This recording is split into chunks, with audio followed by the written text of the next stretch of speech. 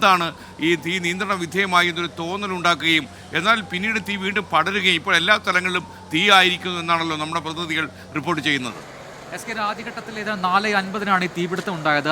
ഈ താഴെ നിലയിലുള്ള വ്യാപാരികളാണ് ഇത്തരത്തിൽ പുക ഉയരുന്നു എന്നൊരു വാർത്ത നൽകുന്നത്, അധികാരികളെ അറിയിക്കുന്നത്. പോലീസും ഫയർഫോഴ്സും പിന്നീട് സ്ഥലത്തേക്ക് എത്തുന്നു. ആദ്യം 3 യൂണിറ്റുകൾ സ്ഥലത്തെത്തുന്നു. അങ്ങനെ തീ അണയ്ക്കാനുള്ള ശ്രമം തുടരുന്നു. അപ്പോഴും ഇതിൽ എവിടെയാണ് കൃത്യമായി തീ പിടിച്ചതെന്ന് കൃത്യമായി മനസ്സിലാക്കാൻ കഴിയാതെ പോകുന്നു. കാരണം അത്രമാത്രം കറുത്ത പുക ഈ മുകളിലത്തെ നിലയിൽ നിന്നും പുറത്തേക്ക് വരുന്നുണ്ടായിരുന്നു. അതുകൊണ്ട് തന്നെ എവിടെയാണ് കൃത്യമായി തീ പിടിച്ചത്, എങ്ങോട്ടാണ് തീ പടരുന്നത് എന്ന് മനസ്സിലാക്കാൻ ആ സമയത്ത് ഫയർഫോഴ്സ് അധികൃതർക്ക് കഴിഞ്ഞില്ല. കാരണം അങ്ങോട്ട് അടുക്കാൻ പറ്റാത്ത അത്രയും വലിയ കറുത്ത പുകയുണ്ടായിരുന്നു. അതുകൊണ്ട് തീപിടുത്തം അതിരൂക്ഷമാണ് എന്ന ഒരു നിഗമനത്തിലേക്ക് ആ സമയത്ത് ഉദ്യോഗസ്ഥർ എത്തുകയും ചെയ്തു. പിന്നാലെ കൂടുതൽ യൂണിറ്റുകൾ അവിടേക്ക് എത്തുന്ന കാഴ്ചയാണ് നമ്മൾ കണ്ടത്. നമുക്ക് ആ ദൃശ്യങ്ങളിലേക്ക് ഒന്ന് പോയി കഴിഞ്ഞാൽ ആ നേരത്തെ വൈകുന്നേരം തീപിടുത്തം ഉണ്ടായ സമയത്തെ കാഴ്ചയും ഒപ്പം ഇപ്പോഴത്തെ അവസ്ഥയും നമുക്ക് താരതമ്യം ചെയ്ത് പറയാൻ കഴിയും. ആ സമയത്ത് ഒരു ഭാഗത്ത് മാത്രം തീ ആളിപ്പടരുന്നത് കണ്ടു. പിന്നീട് വളരെ പെട്ടെന്നാണ് തീ പടർന്നു പിടിച്ചും ഈ മുകളിലെ നില മൊത്തം കത്തിപ്പോകുന്നൊരു സാഹചര്യം ഉണ്ടാവുകയും ചെയ്തത്. നിലവിലെ അവസ്ഥ നോക്കുകയാണെങ്കിൽ ഈ പുറത്തു നിന്നും വെള്ളം ചീറ്റിച്ച് തീയണയ്ക്കാനുള്ള ശ്രമം അതിൻ്റെ പരമാവധി നമ്മുടെ ഫയർഫോഴ്സ് യൂണിറ്റുകൾ ചെയ്തു കഴിഞ്ഞു. ഇനിയിപ്പോൾ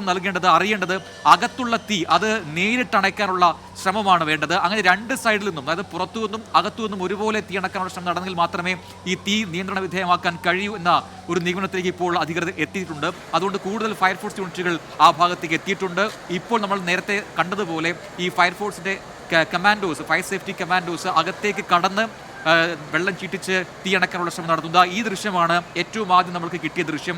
4:50 തീപിടുത്തം ഉണ്ടായപ്പോൾ തൊട്ട് പിന്നീട് ഇങ്ങോട്ടുള്ള ദൃശ്യങ്ങൾ നോക്കിക്കഴിഞ്ഞാൽ ഒരു ഭാഗത്ത് മാത്രം തീ പടരുന്നു. പിന്നീട് അത് മൊത്തം കെട്ടിടത്തിനെയും ആ തീ ചാമ്പലാക്കുന്ന കാഴ്ച നമ്മൾ കാണുകയും ചെയ്തു. ആ സമയത്ത് എന്തുകൊണ്ടാണ് കൂടുതൽ ഇടപെടാൻ കഴിയാത്തതെന്ന് ചോദിച്ചു കഴിഞ്ഞാൽ ആ തീ എവിടെയാണ് കൃത്യമായി ഉണ്ടായത്, ഒപ്പം തന്നെ ഈ വിഷപ്പുകയാണോ അല്ലെങ്കിൽ പൊട്ടിത്തെറി ഉണ്ടാകുമോ എന്ന സംശയങ്ങളൊക്കെ ഉണ്ടായിരുന്നു, ആശങ്കകളുണ്ടായിരുന്നു. കാരണം ഞായറാഴ്ചയാണ്, വ്യാപാര സ്ഥാപനങ്ങൾ അടഞ്ഞുകിടക്കുന്ന സമയം കൂടിയാണ്. ഇതിനകത്ത് ഏതൊക്കെ ഇടങ്ങളിലാണ് തുണിത്തരങ്ങൾ ഉള്ളത് എന്നൊക്കെ ഉടമകൾക്ക് മാത്രമേ അറിയുള്ളൂ. പിന്നീട് ഉടമയെ നമ്മൾ കാണുകയും ചെയ്തു. ഉടമയുടെ പ്രതികരണം തേടിയതുമാണ്. ആ സമയത്ത് അദ്ദേഹം പറഞ്ഞത് ഏതാണ്ട് 30ഓളം ആൾക്കാർ അവിടെ വർക്ക് ചെയ്യുന്നുണ്ട് ഇന്ന് എന്നാണ്. അവിടെ ഹോൾസെയിലും റീറ്റെയിലും ഉണ്ട്. ഹോൾസെയിൽ കട ഇന്ന് അവധിയായിരുന്നു, റീറ്റെയിൽ മാത്രമാണ് പ്രവർത്തിച്ചത്. അവിടെ ഒരു 30ഓളം ആളുകളുണ്ട്. അവരെല്ലാം രക്ഷപ്പെട്ട് പുറത്തേക്ക് വന്നെങ്കിലും കൃത്യമായ വിവരം ആ സമയത്ത് അധികാരികൾക്ക് നൽകാൻ അവർക്ക് കഴിഞ്ഞിട്ടുണ്ടോ എന്ന സംശയമാണ്. പക്ഷേ പിന്നാലെ സ്ഥിതി രൂക്ഷമാകുകയായിരുന്നു. കാരണം വലിയ രീതിയിലുള്ള തീപിടുത്തം ആ കെട്ടിടത്തിനെ ഒന്നാകെ വിഴുങ്ങുന്ന കാഴ്ചയും നമ്മൾ കണ്ടു. കൂടുതൽ ആൾക്കാർ, കൂടുതൽ പോലീസ് സേനാ വിഭാഗങ്ങൾ വന്നു. എയർപോർട്ടിൽ നിന്നും പാന്തർ അടക്കമുള്ള ഈ ഫയർ സേഫ്റ്റി സംവിധാനങ്ങൾ വന്നു. തീ അണയ്ക്കാനുള്ള ശ്രമങ്ങൾ തുടങ്ങുകയും ചെയ്തു. ഇപ്പോൾ എനിക്ക് തോന്നുന്നു മറ്റ് ജില്ലകളിൽ നിന്നൊക്കെയുള്ള ഫയർ യൂണിറ്റുകൾ അവിടെ എത്തിയിട്ടുണ്ട്. എല്ലാവരും ചേർന്നാണ് ഈ തീ അണയ്ക്കാനുള്ള ശ്രമം